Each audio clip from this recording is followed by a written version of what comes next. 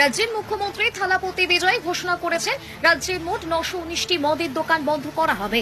মূলত উপাসনালয়, শিক্ষা প্রতিষ্ঠান এবং বাস স্ট্যান্ডের নিকটবর্তী এলাকায় অবস্থিত মদের দোকানগুলির বিরুদ্ধে এই কড়া পদক্ষেপ নেওয়া হয়েছে।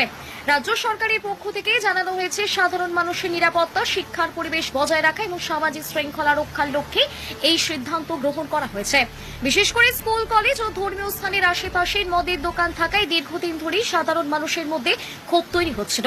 সেই অভিযোগের ভিত্তিতে প্রশাসনিক বড়সড় অভিযান শুরু করতে চলেছে। মুখ্যমন্ত্রী থালাপতি বিজয় স্পষ্ট ভাষায় জানিয়েছেন, যুব সমাজকে নেশামুক্ত রাখতে এবং রাজ্যের সামাজিক পরিবেশ সুস্থ রাখতে সরকার কঠোর অবস্থান নিয়েছে।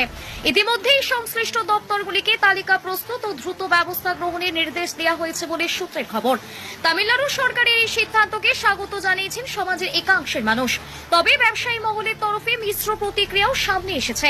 আগামী কয়েকদিনের মধ্যেই ধাপে ধাপে দোকান বন্ধের প্রক্রিয়া শুরু হতে পারে বলে প্রশাসনিক সূত্রে জানা গিয়েছে।